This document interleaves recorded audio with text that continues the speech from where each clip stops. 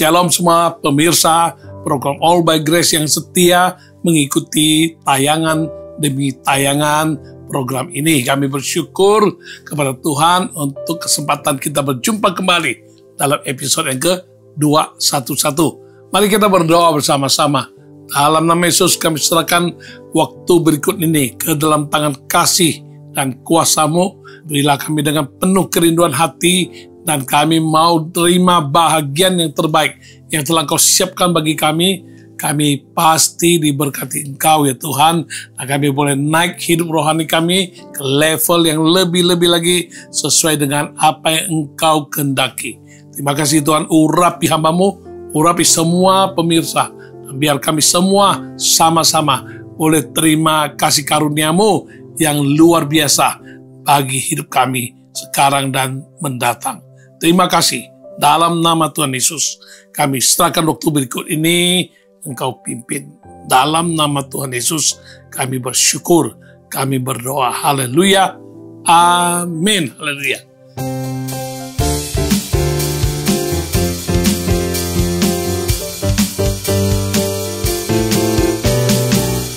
Datanglah ke baitnya dengan hati bersyukur, ke dalam pelatarannya dengan hati bersuka. Rasakan dan lihatlah betapa baiknya Tuhan bagi yang berlindung padanya. Akan bersorak-sorai, akan bersorak-sorai. Bersyukurlah kepada Tuhan, sebab Ia baik, bahwasanya untuk selamanya kasih setianya. Bersyukurlah kepada Tuhan, sebab Ia baik, bahwasanya untuk selamanya kasih setianya. Datanglah ke baitnya dengan hati bersyukur, ke dalam pelatarannya dengan hati bersuka. Rasakan dan lihatlah betapa baiknya Tuhan bagi yang berlindung padanya. Akan bersorak-sorai, akan bersorak-sorai. Bersyukurlah kepada Tuhan, sebab Ia baik, bahwasanya untuk selamanya kasih setianya. Bersyukurlah kepada Tuhan, sebab Ia baik, bahwasanya untuk selamanya kasih setianya. Bahwasanya untuk selamanya kasih setianya. Bersyukurlah. Seorang pengusaha muda yang sempat mengalami masalah kesehatan, ia memutuskan untuk memeriksakan diri ke dokter, yang akhirnya merekomendasikannya untuk berkonsultasi dengan ahli nutrisi. Dari hasil konsultasi, ia harus atur pola makan sedemikian rupa dengan baik dan menurunkan berat badannya segera. Ini adalah tantangan untuk sang pengusaha tersebut, karena ia memang memiliki hobi kuliner selain dirinya. Sulit pula berkata tidak kepada setiap tawaran. Menyadari bahwa dirinya harus hidup sehat, ia pun melakukan beberapa penyesuaian. Ia memiliki seorang rekan kerja yang menjalani pola hidup sehat dan membantunya untuk menghitung asupan kalori, mengajaknya berolahraga, dan berbagai usaha lainnya agar dapat menurunkan berat badannya segera. Baru saja mulai menjalani pola hidup sehat, tantangan menanti di depan mata. Karena dalam kurun waktu 2 pekan ke depan, secara beruntun, ada undangan pesta, mulai dari ibunya dan kakaknya yang berulang tahun dalam minggu yang sama. Lalu ada lagi kawan dekatnya yang juga berulang tahun. Kemudian dilanjutkan dengan acara pernikahan salah satu teman lamanya yang akrab itu. Satu persatu undangan itu ia harus hadir. Dalam pesta tersebut, boleh kata semua menu makanan yang terhidang di depan mata sungguh menggoda, menggiurkannya, dan ia dengan tekad bulat menahan diri dan hanya mengkonsumsi beberapa makanan saja yang boleh kata lebih mendukung program dietnya.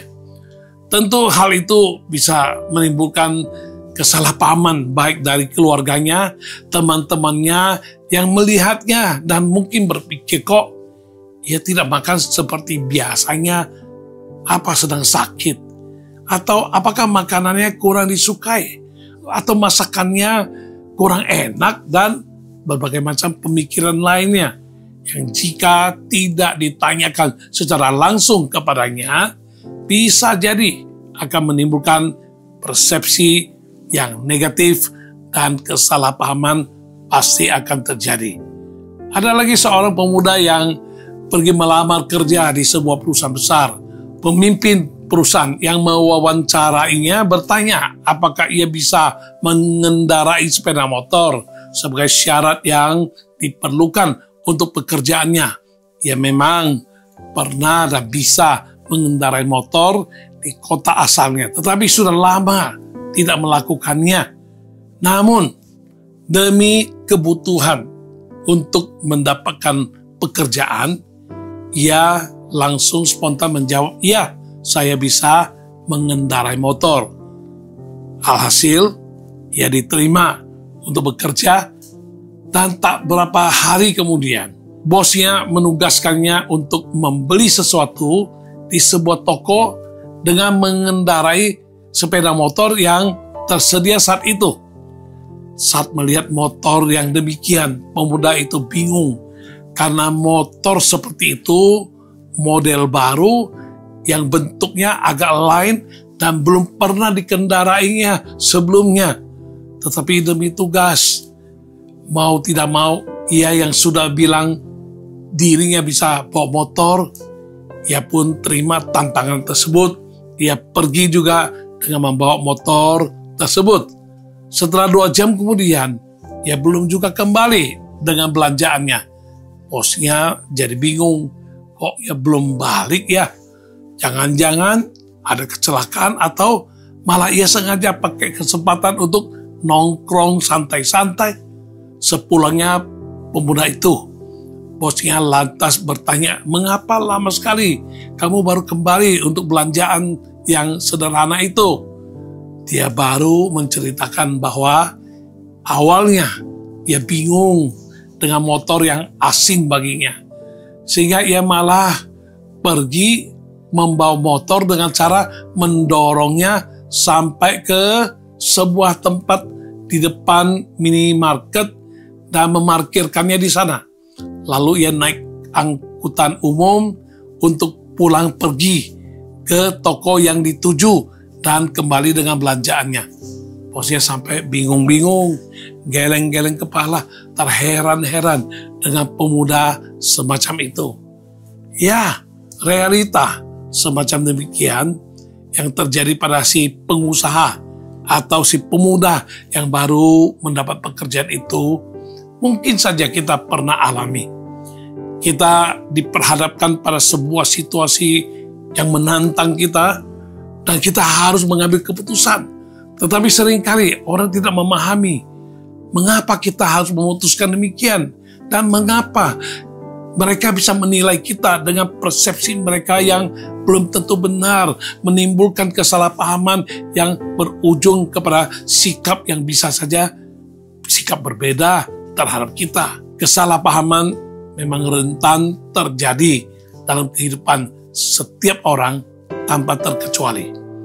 Ada orang yang pernah memperhatikan sesamanya yang membutuhkan bantuan, tetapi disalahartikan sebagai upaya cari muka atau ada maksud tersembunyi di belakangnya.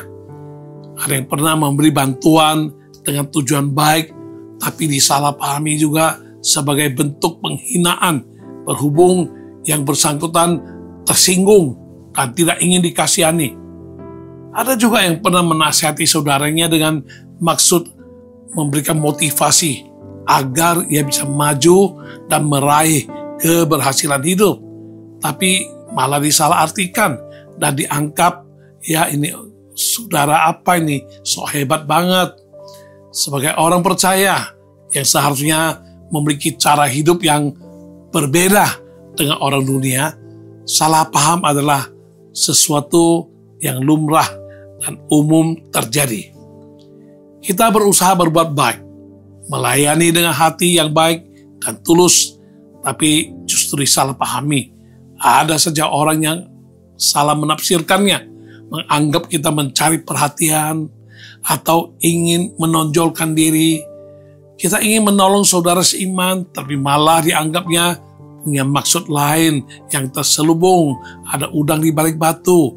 Kita ingin hidup kudus, malah dicibir orang, dikritik, dan yang lebih menyakitkan, kesalahpahaman itu seringkali bukan datang dari orang yang jauh, tetapi justru dari orang dekat, termasuk dari keluarga, teman sekerja, bahkan sesama saudara seiman. Kita mungkin berkata dalam hati, Tuhan, saya sudah berusaha sebaik mungkin, saya hanya ingin melakukan yang benar, tapi mengapa selalu salah saja di mata orang lain? Tidak heran jika ada orang akhirnya menjadi capek hati, lelah secara batin, pusing, bahkan putus asa dan berkata, kalau begini terus, lebih baik tidak usahlah terlalu rohani, nggak usah aktif-aktif lah di gereja, lebih baik hidup biasa-biasa saja, karena semakin berusaha hidup benar, semakin banyak kesalahpahaman yang akan terjadi. Inilah tantangan yang mau tidak mau harus dihadapi. Keputusan tetap harus diambil. Situasi tetap harus ditangani. Hidup harus dijalani. Ada banyak hal yang harus kita selesaikan. Sayangnya, tak sedikit orang yang malah menjadi takut, tidak berani berbuat apa-apa, merasa terintimidasi, tersinggung, demi menghindari dari berbagai kesalahpahaman yang mungkin saja terjadi. Orang demikian, pada akhirnya mereka hanya menjalani hidup dalam ketidakjelasan, tidak berani melangkah. Semua tantangan haruslah kita hadapi, karena apapun yang kita perbuat, pasti akan ada yang pro atau kontra dari berbagai pihak. Karena itu, bagaimana menghadapi tantangan yang bisa menimbulkan kesalahpahaman? Tema program All by Grace kali ini adalah menghadapi tantangan yang mengakibatkan kesalahpahaman. Kiranya melalui pembahasan tema, kita dapat mengerti bagaimana untuk menang atas segala tantangan yang ada. Tidak lagi hidup dalam ketakutan, takut disalahpahami, dipandang negatif. Sebaliknya, kita dapat hidup sebagaimana yang dikehendaki Tuhan, yang menyenangkan hati Tuhan, dan bisa menjadi berkat bagi sesama yang Tuhan tempatkan ada di seputaran kita. Bagaimana menghadapi tantangan yang mengakibatkan kesalahpahaman? Pertama, jangan berpikir negatif. Jika orang lain mau salah paham, yaitu adalah urusannya.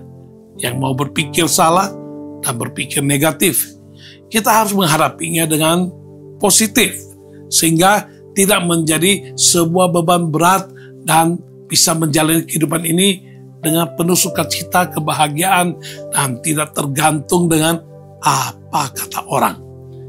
Ada seorang remaja yang setelah mengalami perjumpaan pribadi dengan Tuhan, waktu datang ke gereja, hidupnya berubah total.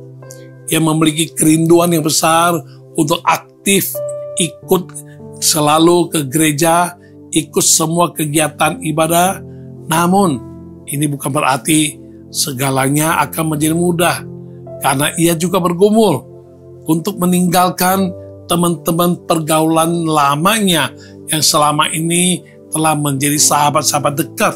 Apalagi ia sadar bahwa merekalah yang menjerumuskannya terlibat dalam kebiasaan-kebiasaan yang tidak terpuji.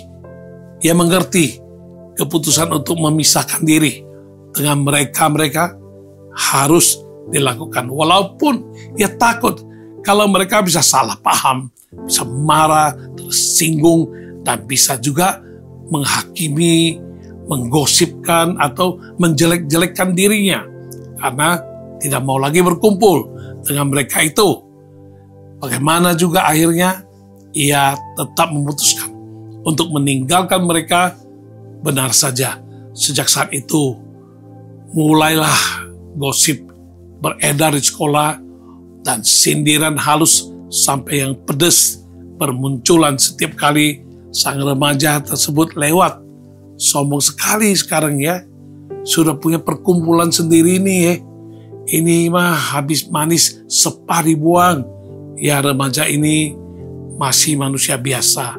Telinga juga bisa gatal mendengar omongan sedemikian tiap hari, hingga sempat berpikir ingin menyerah aja deh, kembali kepada kehidupan lama, kumpul-kumpul lagi mereka. Bersyukurlah ia dapat menceritakan hal-hal demikian itu kepada pembimbing rohaninya di gereja, yang selain menasihatinya juga mengingatkannya bahwa adalah ujian tantangan yang umum harus dihadapi sebagai pengikut Kristus jika kita ingin tampil beda. Perlahan tapi pasti, remaja itu berangsur menjadi kebal dengan omongan-omongan teman-temannya itu. Hidupnya jauh lebih bahagia, tidak lagi terusik oleh apa kata teman-teman lamanya itu.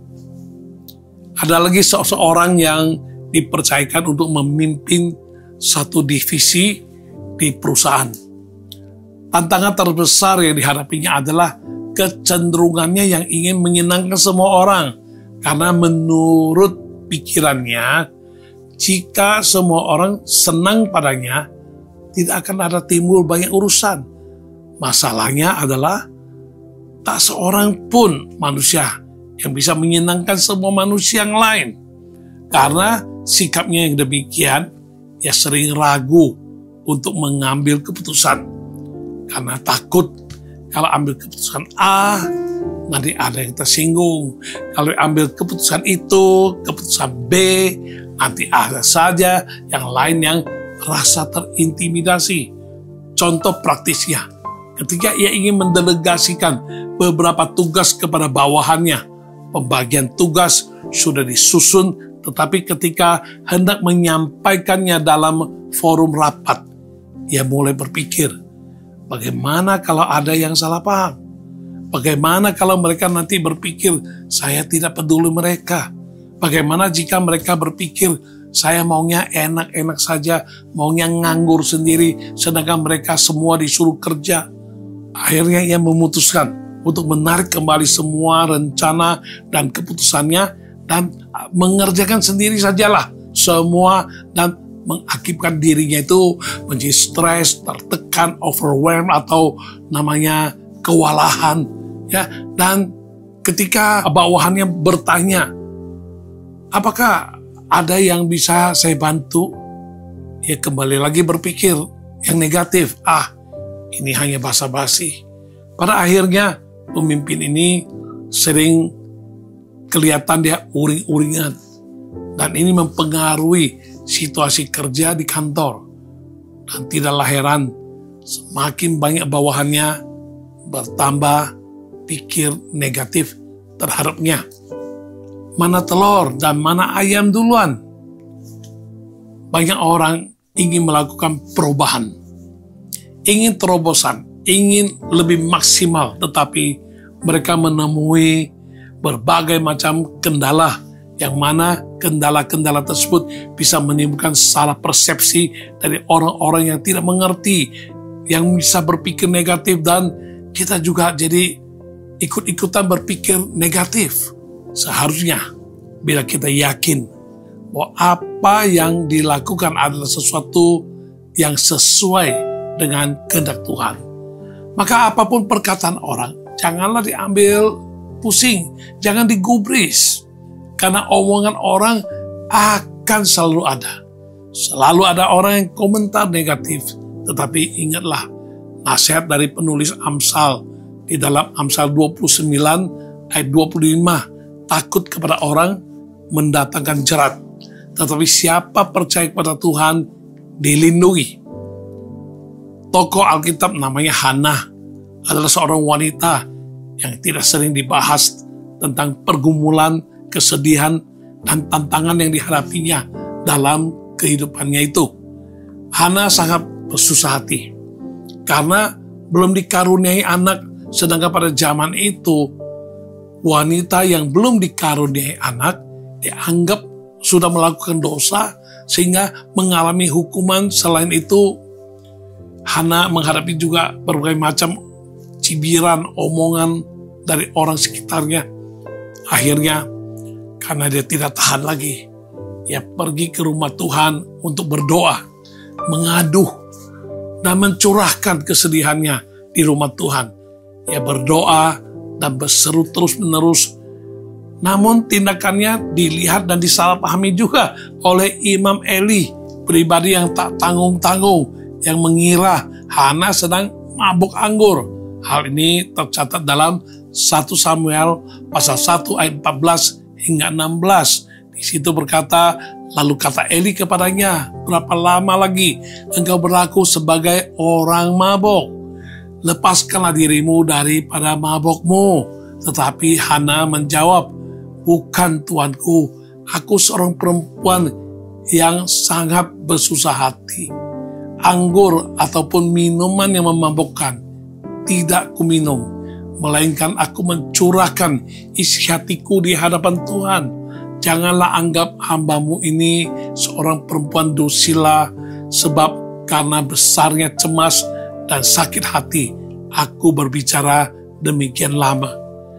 Ketika disalahpahami, janganlah kita ikut berpikir negatif dan berbuat negatif, menjadi sakit hati, merasa tertekan, berbeban berat, dan akhirnya merugikan diri sendiri. Jika memang diperlukan klarifikasi, lakukanlah itu dengan hikmat dan segera, bukan dengan marah, emosi, apalagi dikarenakan sudah ada pikiran negatif di benak kita terhadap orang yang salah paham itu. Tetapi setialah melakukan bagian kita, jalani hidup yang berintegritas, meskipun tidak semua orang akan mengerti. Pada waktunya nanti, Tuhan pasti akan dapat menjamah hati orang-orang tersebut dan menyatakan kebenaran yang sesungguhnya kepada mereka. Terkadang kita harus belajar untuk tidak memaksakan orang lain mengerti dan mengapresiasi apa yang kita lakukan. Tidak masalah bila mereka memilih untuk mempertahankan pemikiran-pemikiran mereka yang salah karena menolak penjelasan dan klarifikasi dari kita. Yang penting kita tetap percaya dan kita berjalan dalam kebenaran. Jika kita terus-menerus berpikir tentang apa respon orang jika kita melakukan sesuatu, maka kita tidak akan kemana-mana. Kita tidak akan melakukan apa-apa. Kita akan begitu-begitu saja. Tidak berani menentukan pilihan karena sudah lebih dahulu takut kalau orang akan berpikir negatif dan salah paham dengan kita. Ingatlah, tanggung jawab utama kita adalah kepada Tuhan. Yang harus kita senangkan hatinya adalah Tuhan, seperti apa yang dikatakan Rasul Paulus dalam Galatia pasal 1 ayat yang ke-10, Jadi bagaimana sekarang? Adakah ku cari kesukaan manusia atau kesukaan Allah? Adakah ku coba berkenan kepada manusia? Sekiranya aku masih mau mencoba berkenan kepada manusia, maka aku bukanlah hamba Kristus. Ada seorang wanita hamba Tuhan yang berambut pendek. Ketika rambutnya agak panjang, ia mencari info ke beberapa jemaatnya dan minta rekomendasi mereka tentang salon rambut mana yang baik. Sambil memberi rekomendasi, ternyata jemaat-jemaat mulai bergumam, mulai berkomentar. Ada yang berkata, ibu mah lebih cocok rambut panjang saja. Tapi ada juga yang berkata, ya memang lebih cocok juga potong pendek. Hamba Tuhan itu sempat bingung, mau potong rambut aja atau biarkan panjang saja rambutnya. Tetapi ia tahu dengan pasti, mau potong rambut kek atau tidak, tetap akan ada yang komentar. Akhirnya Tuhan memberikan hikmat kepadanya, apa yang paling kamu butuhkan untuk memudahkan pelayananmu. Lantas hamba Tuhan itu menjadi mengerti.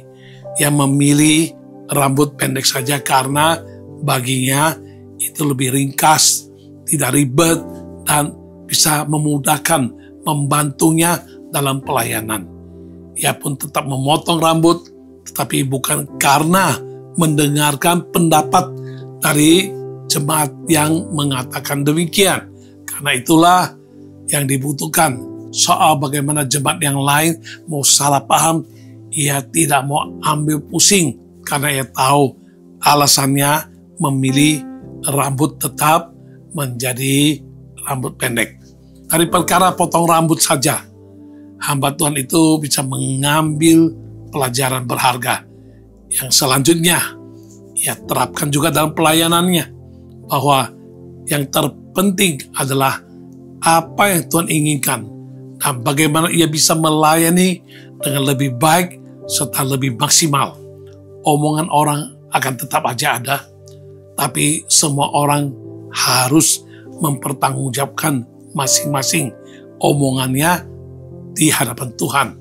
Seperti yang tertulis oleh Rasul Paulus dalam suratnya, yaitu di dalam Roma pasal 14 ayat yang ke-12. Demikianlah setiap orang di antara kita akan memberi pertanggungan jawab tentang dirinya sendiri kepada Allah.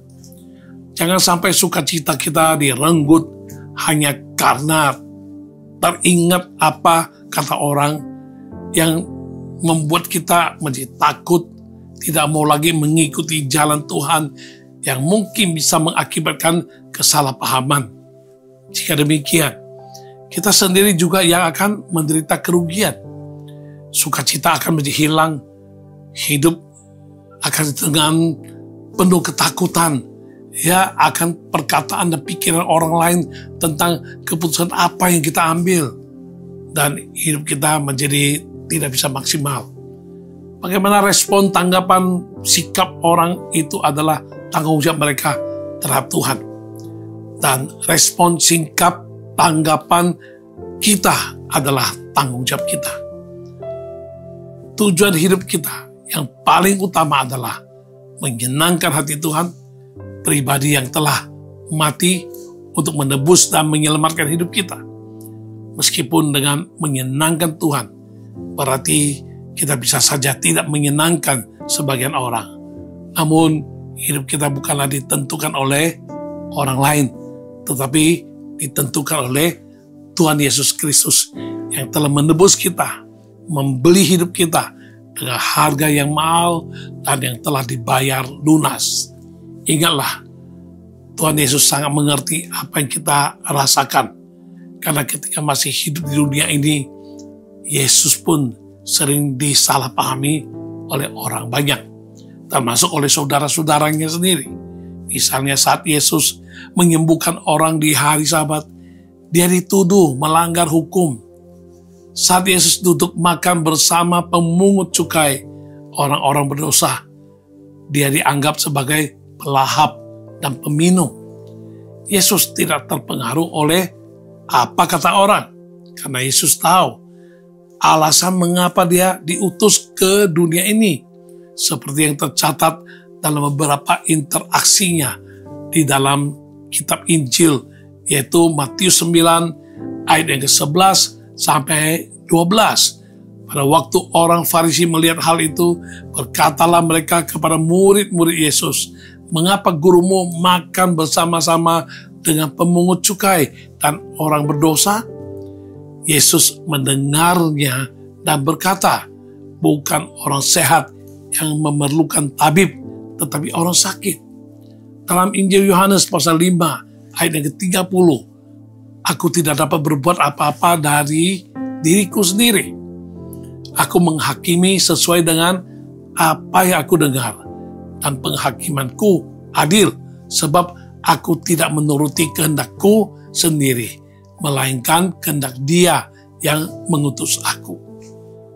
Dalam Yohanes pasal 6 ayat 38 berkata, "Sebab aku telah turun dari surga, bukan untuk melakukan kehendakku, tetapi untuk melakukan kehendak Dia yang telah mengutus aku."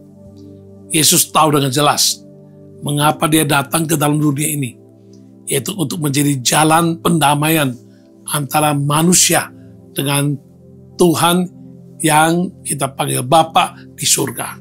Dia adalah Mesias, Dia adalah juru selamat yang telah dijanjikan. Tetapi orang-orang sejamannya memiliki persepsi yang berbeda. Mereka berpikir bahwa Yesus, Sang Mesias, datang untuk membebaskan mereka dari penjajahan Romawi. Tidak heran, animonya besar sekali, tapi Yesus tahu bahwa masalah utama manusia adalah dosa yang menyebabkan jurang pemisah antara manusia dengan Bapa di surga. Itulah yang menjadi misi Yesus untuk diselesaikan. Ketika Yesus ditangkap, Yesus tidak melawan, tidak membuka mulut membela diri. Menyaksikan peristiwa itu, orang-orang pun bisa salah paham. Ini kan Mesias, kok lemah sekali, mengapa Dia tidak bela diri?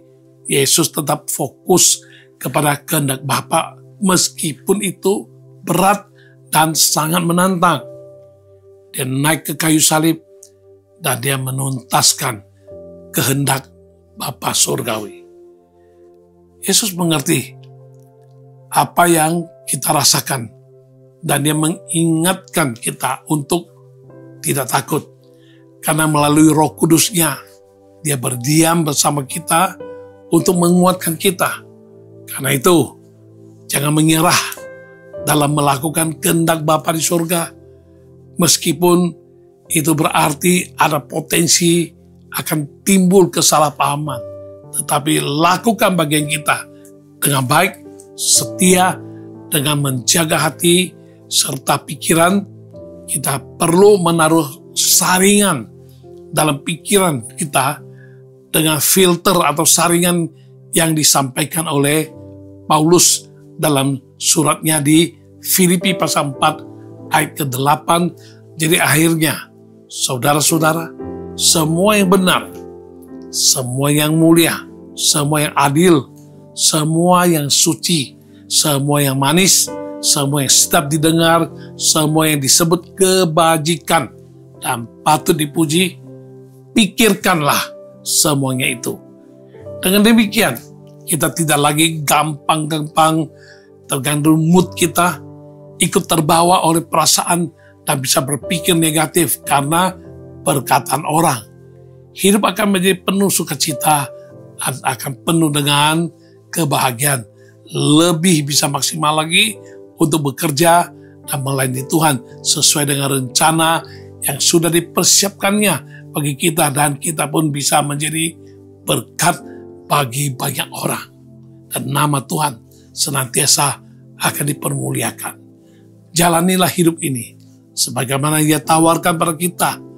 Kita serahkan semua beban berat kita kepadanya, karena kita sudah letih lesu dan kita percaya Dia pasti akan memberikan kelegaan bagi kita. Kalau Dia bisa mengatur segala sesuatu di dunia ini, maka pun Dia akan bisa mengatur hidupmu dan hidupku.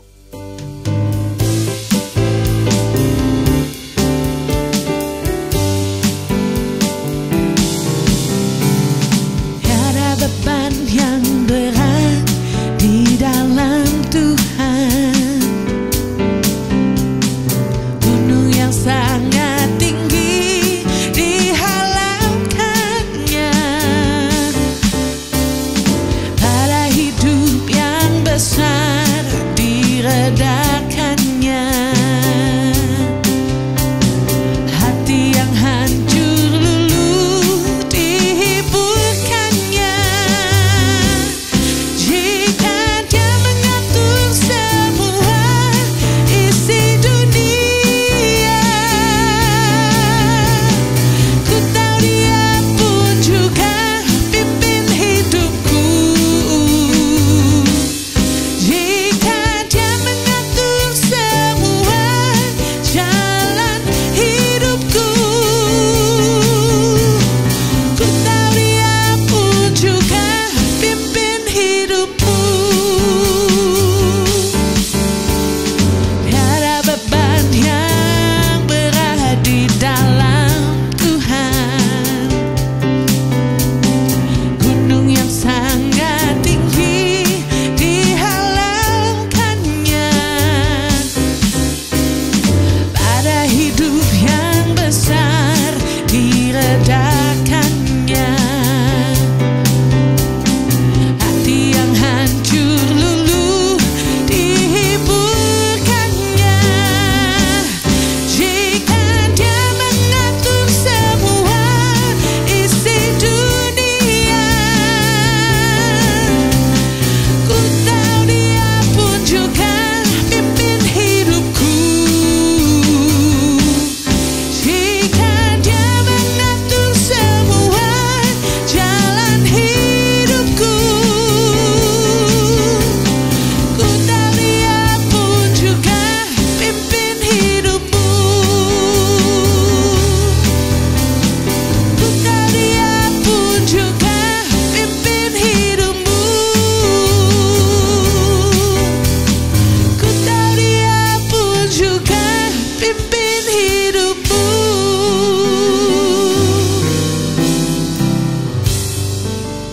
Bagaimana menghadapi tantangan yang mengakibatkan kesalahpahaman? Yang kedua adalah kita harus paham tantangan itu mendatangkan kebaikan. Sesungguhnya dengan adanya tantangan akan membuat manusia semakin berakar ke dalam dan semakin bertumbuh menjadi dewasa hidup rohaninya. Kalau mau jujur, tak seorang pun dari kita yang senang dengan tantangan. Kita lebih suka hidup yang tenang, lancar, tanpa masalah. Tetapi mengharapkan hidup yang sedemikian itu seperti mimpi di siang bolong. Karena dunia ini sudah tidak sempurna lagi. Bukanlah Tuhan yang menghendaki sedemikian. Bukan Tuhan dengan sengaja membuat kita tertimpa oleh masalah. Tetapi ini adalah konsekuensi dari kejatuhan manusia ke dalam dosa, sehingga menyebabkan dunia ini berada di bawah kuasa si jahat. Itulah sebabnya mengapa kehidupan seringkali tidak berjalan seperti apa yang kita inginkan. Sudah berusaha sebaik mungkin, hidup dengan benar, lakukan kehendak Tuhan, menjadi berkat, tetap saja ada masalah, ada saja tantangan. Lantas, bagaimana kita mengikapi masalah dan tantangan tersebut? Yakobus memberikan jawabannya yang tertulis dalam Yakobus 1 ayat yang kedua sampai keempat. Saudara-saudaraku, anggaplah sebagai suatu kebahagiaan apabila kamu jatuh ke dalam berbagai-bagai pencobaan. Sebab kamu tahu bahwa ujian terhadap imanmu itu menghasilkan ketekunan. Dan biarkanlah ketekunanmu itu memperoleh buah yang matang, supaya kamu menjadi sempurna dan utuh dan tak kekurangan suatu apapun. Sayangnya, seringkali banyak manusia meresponi tantangan dengan memberontak, merasa, aku tidak bisa terima.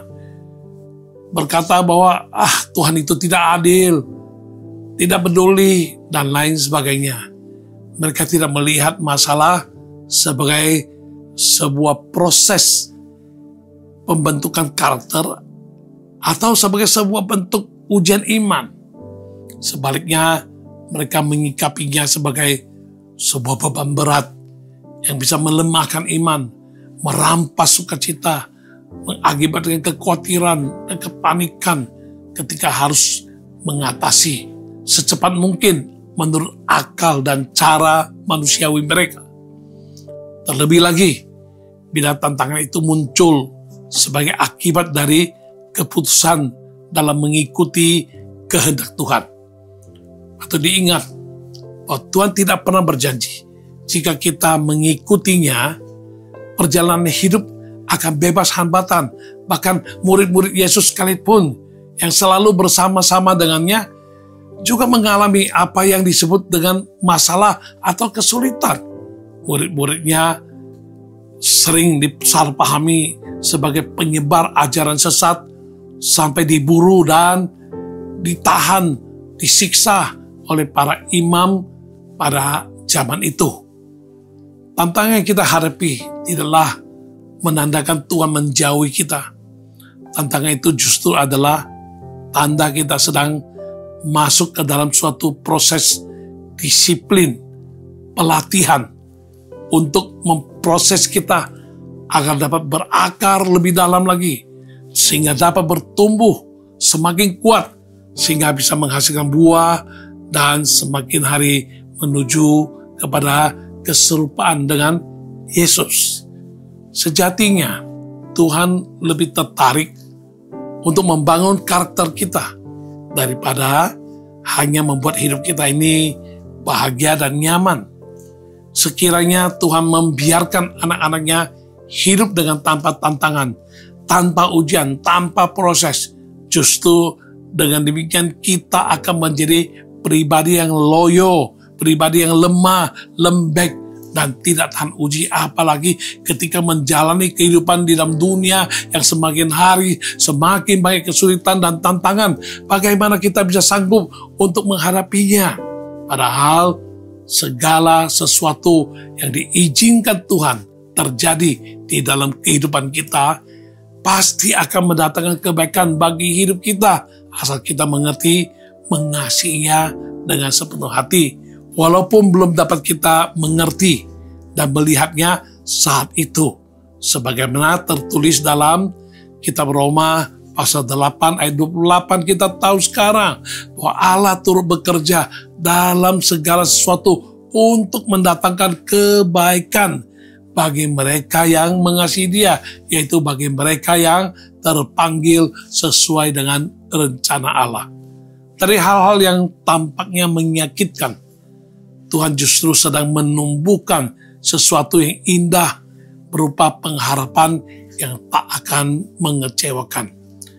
Namun, semuanya ini hanya dapat terjadi dengan catatan harus kita memiliki beberapa kriteria, sikap, dan tindakan yang positif sehingga memungkinkan hal tersebut terjadi. Mari belajar agar tantangan bisa mendatangkan kebaikan. Milikilah kriteria, sikap, dan tindakan sebagai berikut. Kita harus mengandalkan Tuhan dalam menghadapi tantangan. Ada beberapa tipe manusia ketika berada dalam tantangan. Antara lain, tipe yang langsung menyerah begitu saja, bahkan sebelum mencoba menghadapinya. Ada lagi tipe yang bersedia menghadapinya, tetapi cenderung mengandalkan kekuatan sendiri, memperbaiki keadaan, dan mencari solusi yang terbaik menurut versi sendiri. Mereka membela diri dan berpikir, kan aku sudah dewasa, aku kuat, aku harus bisa sendiri, tak perlulah merepotkan Tuhan. Ini semua untuk memproses karakterku. Ini adalah pengertian yang keliru. Dan jika diteruskan, ujung-ujungnya mereka juga akan menyerah dalam kekecewaan. Tipe yang terbaik adalah manusia yang ketika menghadapi tantangan, dia mengerti untuk berserah kepada Tuhan, mengandalkan Tuhan sepenuhnya, seperti apa yang tercatat di dalam Yeremia pasal 17 ayat 7 sampai 8. Diberkatilah orang yang mengandalkan Tuhan, yang menaruh harapannya pada Tuhan. Ia akan seperti pohon yang ditanam di tepi air, yang merambatkan akar-akarnya ke tepi batang air, dan yang tidak mengalami datangnya panas terik, yang daunnya tetap hijau, yang tidak khawatir dalam tahun kering, dan yang tidak berhenti menghasilkan buah. Mengandalkan Tuhan tidak berarti itu tanda kelemahan. Justru itu adalah tanda kerendahan hati yang akan menghasilkan kekuatan, dan tidak semua orang bersedia melakukannya. Mengandalkan Tuhan berarti belajar melepaskan kendali, menyerahkan situasi yang di luar kuasa kita ke dalam tangan Tuhan yang lebih mampu daripada tangan kita. Ini adalah tanda kedewasaan rohani. Mirisnya, banyak orang percaya yang tidak berpaling kepada Tuhan sebagai pribadi yang merupakan tempat persandaran yang paling tepat dan yang dapat memberikan solusi terbaik, terlepas dari apapun alasan yang mendasarinya. Bisa saja pada awalnya mereka percaya kepada Tuhan, tetapi lama-kelamaan sepertinya Tuhan belum atau tidak menjawab doa dan permohonan mereka. Apalagi situasi sudah menjadi semakin genting sehingga mereka tergoda untuk mengambil langkah sendiri. Kita dapat melihat perbedaan yang kontras antara orang yang mengandalkan diri sendiri dengan orang yang mengandalkan Tuhan. Tercermin dari dua raja Israel, yaitu Raja Saul dan Raja Daud. Keduanya sama-sama orang yang dalam posisi terjepit menghadapi situasi yang menantang.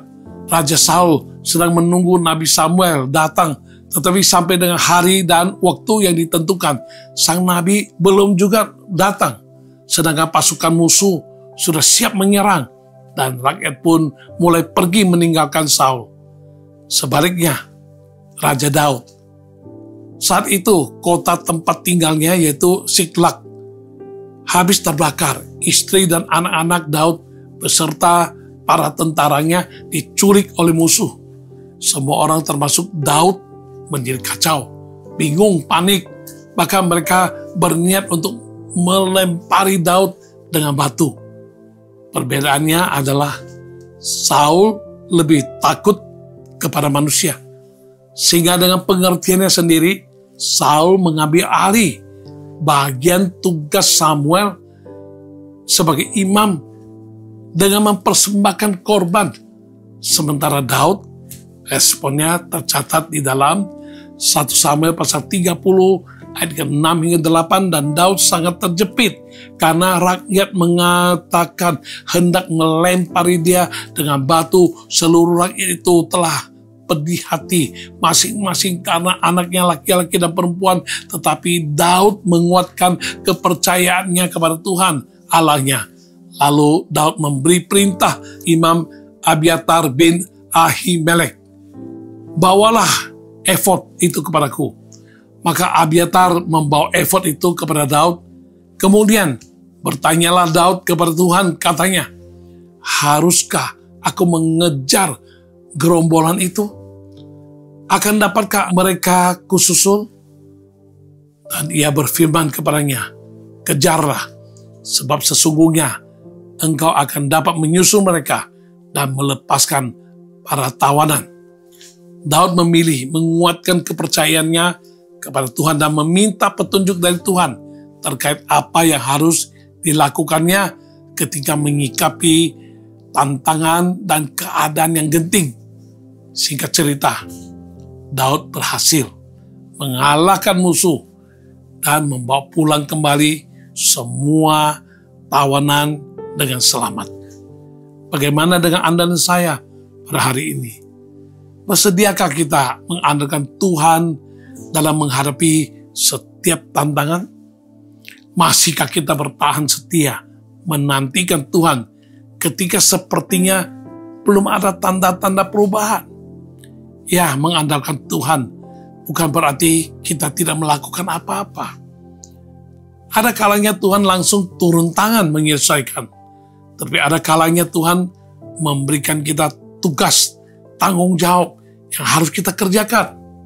Maukah kita melakukannya dengan taat, setia, hingga dapat menyaksikan mujizat yang Tuhan lakukan? Renungkanlah apa yang disampaikan oleh pemazmur dalam Mazmur 37 ayat ke-5 dan ke-6. Serahkanlah hidupmu kepada Tuhan dan percayalah kepadanya, dan Ia akan bertindak. Ia akan memunculkan kebenaranmu seperti terang dan hakmu seperti siang. Ada seorang pemuda yang bekerja di sebuah perusahaan. Setelah bekerja sekian lama di sana, terkuaklah seseorang rekan kerja yang memiliki ide untuk melakukan praktek-praktek kecurangan. Rekan kerja itu berhasil mempengaruhi rekan-rekan kerja yang lainnya. Tetapi pemuda ini merasa tidak nyaman, tidak sejahtera. Ia tahu bahwa dengan melakukan hal demikian memang bisa mendapatkan keuntungan besar. Tetapi perbuatan itu bertentangan dengan nilai rohani dan iman yang dianutnya. Ia menolak untuk dilibatkan sehingga dirinya dijauhi oleh rekan-rekan yang lain yang menganggap orang ini sok suci. Mau cari muka di depan atasan, bahkan mengancamnya agar tidak membongkar perbuatan mereka. Setiap masuk kerja ia merasa tertekan. Setelah sekian lama diperlakukan demikian, ia sudah tidak tahan dan sempat ingin mengundurkan diri. Tetapi ketika ia berdoa, Tuhan mengingatkan dalam lubuk hati nuraninya agar tetap bertahan. Beberapa bulan kemudian, bos perusahaan itu mengundang tim audit independen untuk melakukan audit besar-besaran, dan terbongkarlah semua perbuatan rekan-rekannya yang berhati busuk itu. Mereka semua akhirnya diberhentikan dengan tidak hormat, sementara pemuda orang percaya itu akhirnya mendapatkan promosi.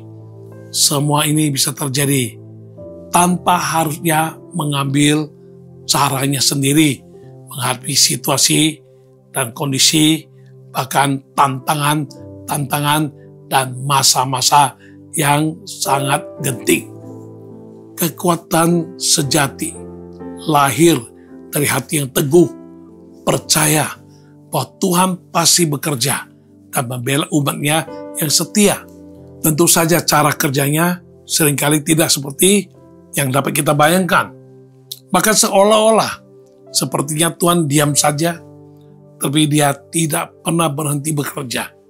Dia bekerja dengan caranya sendiri, dengan solusinya, dalam waktunya, dan itu semua pasti adalah yang terbaik ketika kita bisa tetap bersandar kepadanya dengan setia. Kita sedang dituntun olehnya menuju kepada kemenangan yang sejati. Bagaimana kita bisa mengalami melalui tantangan? Kita boleh mendapatkan kebaikan.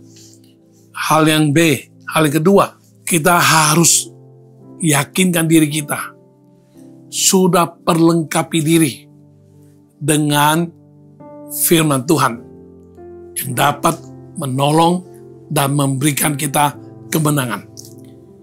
Firman Tuhan yang tertuang dalam tulisan yang sudah melalui proses kanonisasi menjadi Alkitab yang kita pegang sekarang bukanlah sekedar satu buku tambahan lainnya, tetapi mulai dari Kejadian sampai Wahyu, Alkitab merupakan perkataan Tuhan yang diilhamkan kepada para penulis yang dipilih oleh Tuhan. Di dalam Alkitab terdapat begitu banyak bukti yang menegaskan bahwa Alkitab adalah perkataan Tuhan yang benar dan teruji. Jika dijabarkan di sini, tentu waktunya tidak akan cukup untuk kita membahasnya. Tetapi dengan iman kita, percaya bahwa firman Tuhan berkuasa dan kekal selamanya. Seperti yang tercatat dalam berbagai bagian Alkitab, antara lain dalam Markus pasal 13 ayat 31, langit dan bumi akan berlalu, tetapi perkataanku tidak akan berlalu. Ibrani pasal 4 ayat 12, sebab firman Allah hidup dan kuat, lebih tajam daripada pedang bermata dua manapun. Ia menusuk amat dalam sampai memisahkan jiwa dan roh, sendi-sendi dan sumsum.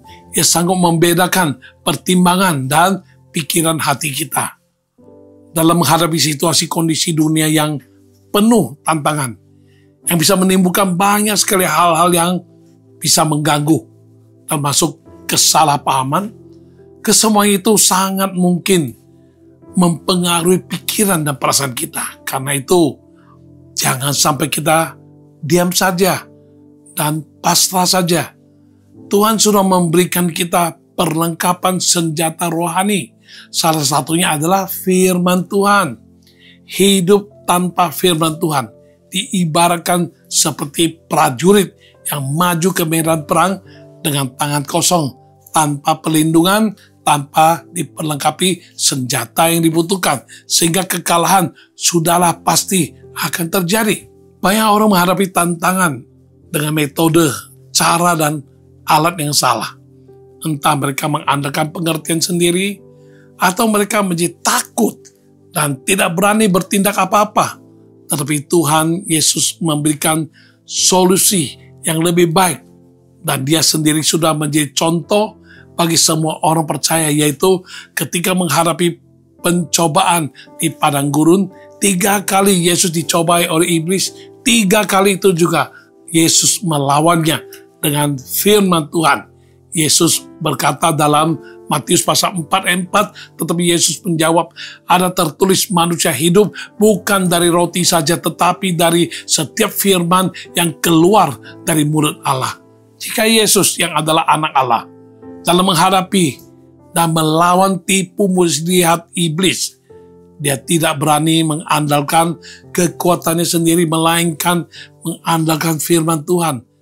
Apalagi kita yang adalah manusia seutuhnya, belum sempurna lagi dan masih syarat dengan kelemahan. Bukankah kita terlebih lagi membutuhkan firman Tuhan untuk kita bisa bertahan, kuat, dan bahkan bisa meraih kemenangan. Ada seorang misioneri asal Skotlandia, Geoffrey Bull, diutus untuk melayani di daerah Tibet. Pada tahun 1950 terjadi pergolakan di daerah tersebut, dan karena dituduh sebagai mata-mata, Geoffrey ditangkap dan dijebloskan dalam penjara selama kurang lebih 3 tahun. Seluruh miliknya dirampas termasuk Alkitabnya. Ia harus juga bertahan melawan cuaca yang ekstrim, makanan yang minim, dan kondisi yang sangat tidak layak ini. Ini diperparah dengan proses brainwashing yang coba dilakukan oleh pihak musuh, mengiksanya secara mental dan psikologis, sampai ia berkata kalau dirinya hampir saja menjadi gila kalau bukan karena ada firman Tuhan yang dihafalnya. Geoffrey telah berulang kali membaca Alkitab, dan selama masa-masa dalam pemenjaraan itulah dia terus mengulangi semua ayat dan kisah-kisah yang diingatnya, mulai dari kitab Kejadian sampai dengan Wahyu. Dan itu terus diulanginya sampai akhirnya ia dibebaskan dari penjara. Geoffrey masih tetap sehat secara jasmani dan secara mental, dan masih juga terus berkeliling ke berbagai tempat untuk melayani Tuhan hingga ia meninggal di tahun 1999 pada usia 77 tahun. Banyak orang Kristen kalah dalam tantangan, bukan karena mereka tidak beriman, tetapi karena firman Tuhan tidak tertanam dengan kuat dalam hati mereka, dalam hidup mereka. Mereka mungkin saja tahu ayat firman Tuhan, tetapi tidak mempraktikkannya. Tuhan Yesus menjelaskan ada 2 tipe orang dalam menanggapi firman Tuhan, dan itu menentukan kualitas hidup mereka. Ini tercatat dalam perumpamaannya yang tercatat dalam kitab Injil Matius pasal 7 ayat yang 24 sampai 27 berkata, setiap orang yang mendengar perkataanku ini dan melakukannya, ia sama dengan orang yang bijaksana yang mendirikan rumahnya di atas batu. Kemudian turunlah hujan dan datanglah banjir, lalu angin melanda rumah itu, tapi rumah itu tidak roboh sebab didirikan di atas batu. Tetapi setiap orang yang mendengar perkataanku ini dan tidak melakukannya, sama dengan orang yang bodoh yang mendirikan rumahnya di atas pasir. Kemudian turunlah hujan dan datanglah banjir, lalu angin melanda rumah itu sehingga robohlah rumah itu dan hebatlah kerusakannya.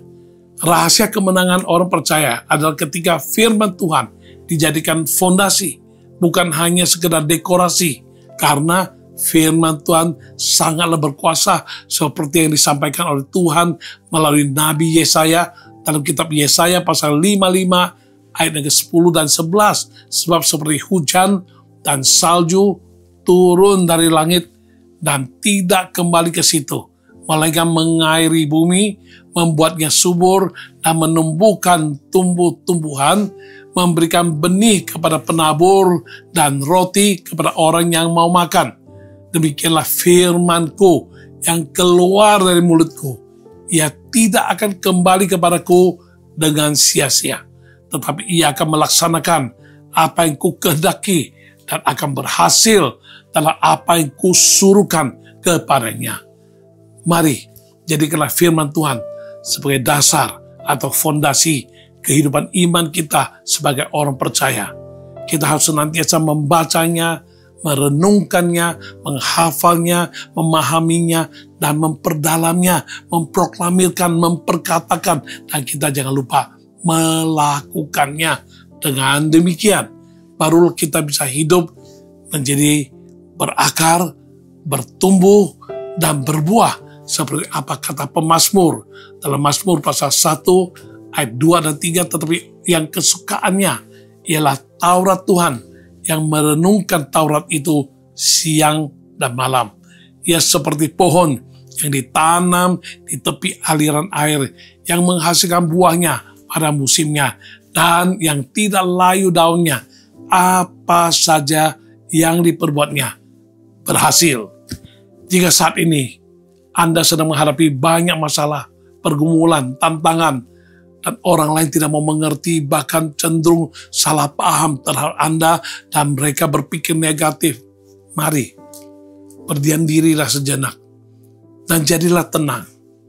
Jangan mencari jawaban dari luar, jangan mencari jalan keluar dengan cara sendiri yang belum tentu itu benar, bahkan bisa membuat hidup kita menjadi semakin kacau.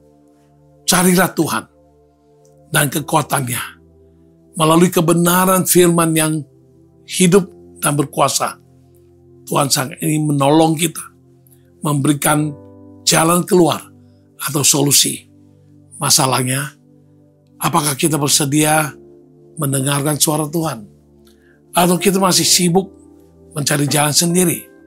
Jika kita sudah lelah, berputar-putar, dan tersesat, mari kembalilah kepadanya. Firman-Nya akan menjadi penuntun, menjadi pelita, menjadi terang bagi jalan Anda. Harapan dan perkataannya adalah seperti sauh yang menambatkan kita sehingga tidak terhanyutkan dan terombang-ambing tanpa terkendali lagi. Berjalanlah bersama dengan Tuhan dalam terang kebenaran firman-Nya, dan kita akan saksikan bagaimana hidup kita akan dibawanya dari satu kemenangan menuju kemenangan yang lain, sehingga dapat menjadi suatu kesaksian yang nyata, dan hidup kita pun dapat membawa kemuliaan bagi namanya, serta boleh menjadi berkat bagi orang lain, bahkan dapat menuntun mereka kepada Tuhan Yesus, Sang Juru Selamat yang sanggup menyelamatkan dengan sempurna. Kiranya Tuhan menolong dan memampukan Anda dan saya semua agar kita dalam menjalani kehidupan iman ini yang syarat dengan tantangan yang mengakibatkan kesalahpahaman, kita boleh tetap segar, tegar, mekar, dan bersinar. kemuliaan hanya bagi nama Tuhan Yesus Kristus. Dan kita percaya sampai akhir, setia sampai akhir. Tuhan Yesuslah yang akan memegang kita dengan tangan kanannya, yang akan memberikan kita kemenangan. Nah, setiap langkah-langkah hidup kita sebagai orang benar sudah Dia tetapkan. Bila kita jatuh, Dia menopang kita, dan kita akan mengalami pemulihan kembali dan kemenangan demi kemenangan. Kemuliaan Tuhan akan bersinar melalui kehidupan kita, dan bagi banyak orang yang melihatnya akan sangat tertarik dan ingin mencari rahasia mengapa orang-orang seperti Anda dan saya ini bisa bertahan, bahkan bisa keluar sebagai pemenang, mengalami tantangan yang mengakibatkan berbagai kesalahpahaman, tetap bisa berdiri teguh bahkan menang. Kemuliaan bagi nama Tuhan Yesus. Haleluya. Amin. Haleluya.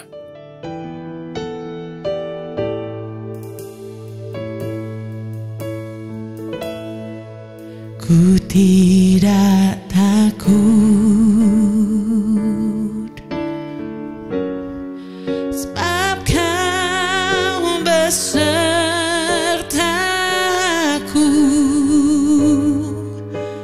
Ku tidak bimbang, sebab Engkau Allahku. Engkau meneguhkanku, bahkan menolongku. Kau batu karangku, Yesus Tuhan. Yesus memegangku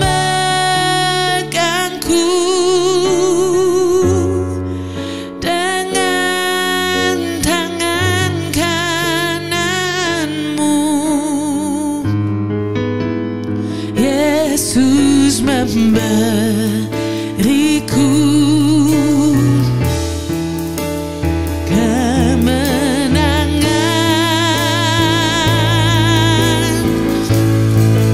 Yesus memegangku dengan tangan kananmu. Yesus memberiku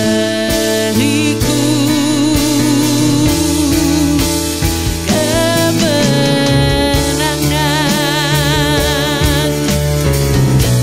Yesus memegangku dengan tangan kananmu. Yesus memberiku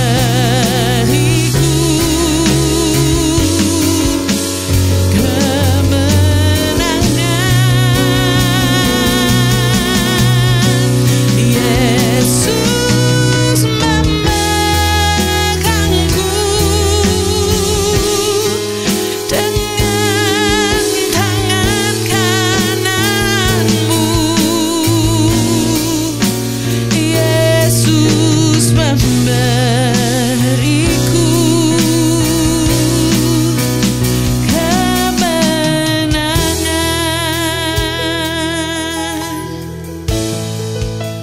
Yesus memberiku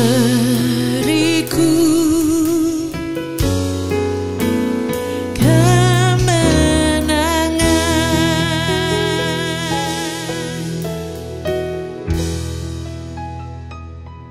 Mari kita berdoa bersama-sama. Kami bersyukur Tuhan untuk pewahyuan-Mu Tuhan. Engkau tahu kami tidak seorang pun yang dapat luput dari tantangan yang mengakibatkan kesalahpahaman selama hidup di dunia ini sebagai orang percaya. Tolong kami Tuhan untuk bisa menyadari, mengerti, memahami, bahkan kami mau mempraktekkan apa yang kami dengar sejak dari awal hingga pada saat ini, dan semuanya itu akan menjadi suatu pedoman dan kekuatan bagi kami, sehingga kami melangkah dengan pasti dan kami menuju kepada suatu kehidupan yang semakin naik ke level yang Tuhan kehendaki bagi kemuliaan nama-Mu. Sempurnakan semua yang kami dengar, tolong kami Tuhan, dalam segala situasi dan kondisi apapun yang sedang kami hadapi.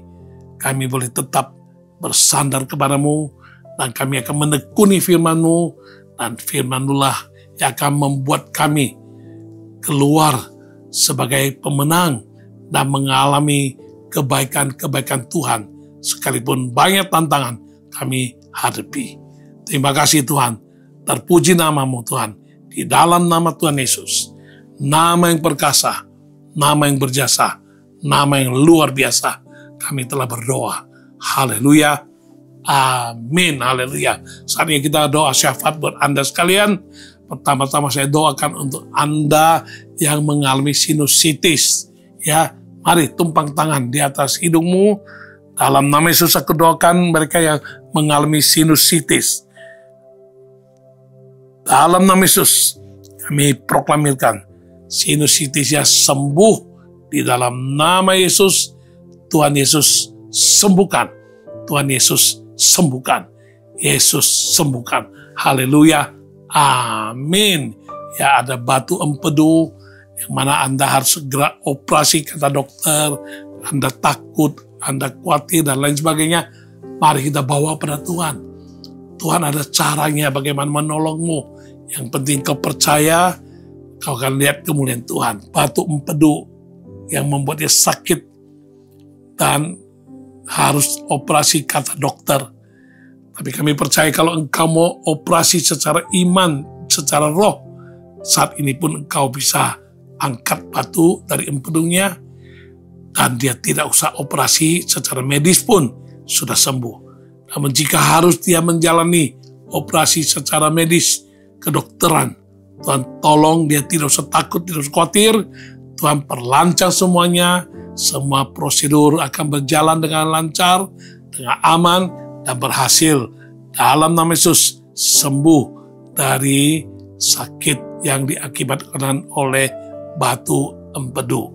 Dalam nama Tuhan Yesus, jadilah sembuh, sembuh, dan sembuh. Haleluya, amin. Ya, mari kita berdoa untuk Anda yang mau membawa masalah utang yang begitu membebani Anda. Apapun sudah Anda coba, tapi tetap aja belum ada solusi. Kita mohon mujizat dari Tuhan, bagaimana caranya sehingga Anda boleh mengalami urapan bebas dari hutang, debt free anointing. Anda bisa hidup dengan lega, tidak lagi dibebani tiap hari, dihantui oleh tekanan hutang yang begitu berat, dan Anda tidak ada jalan keluarnya. Kita berdoa, Tuhan, di mana saat kami tiada jalan, Engkaulah jalan. Maka Engkau berjanji bila kami percaya, kami akan lihat kemuliaan nama-Mu. Mari Tuhan, kasihani mereka yang mengalami utang yang begitu melilit mereka, membebani mereka, dan mereka tidak mampu dan tidak ada jalan keluar, tidak ada sumber lagi. Tuhan, mereka tidak tahu apa yang harus dilakukan. Mari Tuhan, nyatakan sesuatu mujizat yang luar biasa, pertolongan, belas kasihan-Mu, kemurahan-Mu, kemuliaan-Mu Tuhan. Kau tolong dia, boleh keluar dari kemelut hutang, dan dia boleh alami mujizat. Ada saja jalan Tuhan, 1001 cara Tuhan Kau bisa lakukan, sehingga hutangnya bisa jadi lunas, dan dia boleh mengalami kemerdekaan secara finansial, dan kemuliaan bagi nama-Mu. Haleluya, dalam nama Yesus kami terima pertolongan-Mu Tuhan. Haleluya, amin. Kita doakan untuk penjualan aset, ya Anda sudah pasarkan, sudah melalui agen dan lain sebagainya, tapi belum terjual. Dengan iman percaya, di saat-saat yang tidak mungkin bagi manusia, mungkin bagi Tuhan. Sekali turun tangan, yang tak mungkin pun jadi mungkin dan segera terjual. Kami doakan Tuhan untuk mereka yang ingin menjual aset yang sampai sekian lama didoakan tapi belum juga terjual. Tuhan buka jalan, nyatakan kemuliaan-Mu Tuhan yang tak mungkin bagi manusia, mungkin bagi Engkau Tuhan. Kami percaya Tuhan, kami akan percaya lihat kemuliaan Tuhan dinyatakan, penjualan asetnya segera terjadi. Mulia bagi nama-Mu, tidak ada yang mustahil bagimu, dan kami akan lihat mujizat terjadi. Penjualan akan segera terjadi. Haleluya. Dalam nama Yesus kami terima pertolongan-Mu Tuhan. Haleluya. Amin. Haleluya. Anda yang sakit mah, lambung, sampai susah dibedakan antara sakit di ulu hati atau sakit mah, taruh dua tanganmu di atas hatimu dan percaya Tuhan Yesus sembuhkan. Mari Tuhan sembuhkan sakit mah yang sudah begitu akut dan sampai dia susah membedakan sakit mah atau ulu hatinya sakit atau bagaimana, pokoknya sangat sakit, menderita. Tuhan, mari lakukan mujizat. Rasa nyeri sakitnya Tuhan Kau angkat dalam nama Yesus, jadi sembuh. Tuhan Yesus sembuhkan, Tuhan Yesus sembuhkan, Tuhan Yesus sembuhkan, Yesus sembuhkan. Kemuliaan bagi nama Tuhan Yesus Kristus. Haleluya. Amin. Terakhir saya doakan untuk Anda yang hipertensi. Biar Tuhan turunkan tekanan darahnya menjadi normal. Taruh dua tangan di atas dadamu. Tuhan beri hikmat untuk dia bisa mengelola kehidupan dengan baik, makanan dengan benar, dan Tuhan sembuhkan tekanan darahnya sehingga tidak mengalami tekanan darah tinggi, hipertensi. Dalam nama Yesus, tekanan darahnya saat ini juga turun menjadi normal. Saat dia ngecek kembali, diukur dalam nama Yesus, sudah menjadi normal. Tekanan darahnya sudah normal Tuhan. Terima kasih. Terpuji nama-Mu. Dalam nama Yesus kami terima mujizat. Haleluya. Amin. Mari bawa semua pergumulan, masalah, kerinduan, dan keperluan-keperluan Anda yang ingin didoakan dan dijawab Tuhan. Taruh dua tangan di dadamu, sebutkan, nyatakan dengan iman. Tuhan melihat hatimu dan hati kami yang mendoakan semuanya sepakat sehati. Dan kita akan lihat Tuhan menjawab satu persatu pergumulan kita sekalian. Mari taruh tanganmu di atas dadamu dalam nama Yesus. Kami bawa semua pergumulan umat-Mu, kerinduan-kerinduan, dan segala permohonan-permohonan, dan apapun yang menjadi masalah yang mereka alami. Mari Tuhan, satu persatu, dari perkara kesehatan, pribadi, keluarga, masalah jodoh, masalah masa depan, masalah keturunan, masalah pekerjaan, masalah penjualan aset, masalah penagihan, piutang, dan masalah hubungan dengan sesama, dan masalah-masalah lain, apapun juga, baik masalah keuangan, masalah ekonomi, baik pribadi maupun keluarga, masalah perjalanan, masalah permohonan visa, dan lain sebagainya. Mari Tuhan, jawab mereka satu persatu, nyatakan mujizat bagi mereka, karena Kau berjanji kalau kami percaya, kami akan lihat kemuliaan Allah dinyatakan. Di dalam nama Yesus, kami terima mujizat bagi semua yang percaya. Pertolongan Tuhan nyata tepat pada waktunya. Cara-Mu adalah cara yang paling ajaib dan paling mulia dan luar biasa. Terpuji nama-Mu Tuhan. Bersyukur Tuhan untuk acara episode kali ini telah Kau pimpin. Hingga saat ini kami mau akhiri perjumpaan kami melalui episode ke-11 ini. Tuhan Kau sendiri yang sempurnakan semuanya dan berkati semua umat-Mu. Mari umat Tuhan, kita akan akhiri acara kita hari ini. Buka tangan-Mu dan tadakan tangan-Mu di hadapan Tuhan. Buka hati-Mu. Terimalah berkat Tuhan. Damai sejahtera dari Tuhan Yesus yang bisa kau rasakan. Kasih setia Allah Bapa yang akan melingkupi-Mu. Dan juga kuasa Roh Kudus yang akan senantiasa menguatkan-Mu, memimpin-Mu untuk boleh mengalami kehidupan yang penuh dengan mujizat. Dan Dia akan mewahyukan kebenaran Allah kepadamu, menuntunmu ke jalan sesuai dengan kehendak Bapa. Semua ini akan menjadi berkat bagimu, mewarnai kehidupanmu mulai hari ini. Sampai Maranatha, sampai Tuhan Yesus datang kembali kedua kali. Semua kita yang percaya dan terima berkat Tuhan, mari kita sama-sama katakan, amin, haleluya. Dan demikian kita berakhir sudah perjumpaan kita kali ini. Dan ketemu minggu depan dalam episode ke-212. Ya, dan waktunya tetap sama, 18.30 setiap Jumat. Dan mari share link dari All by Grace TV ini kepada semua sanak saudara, teman-teman, sehingga makin banyak orang boleh mengalami berkat melalui siraman rohani dari All by Grace ini. Tuhan Yesus memberkati. Sampai jumpa kembali. Shalom. Haleluya. Tuhan menetapkan langkah-langkah orang yang hidupnya berkenan kepadanya. Apabila ia jatuh, tak sampai tergeletak, sebab Tuhan menopang tangannya. Tuhan menetapkan langkah-langkah orang yang hidupnya berkenan kepadanya.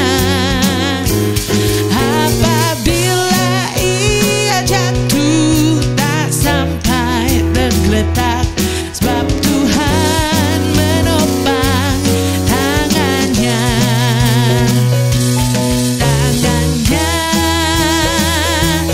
Tangannya, sebab Tuhan menopang tangannya.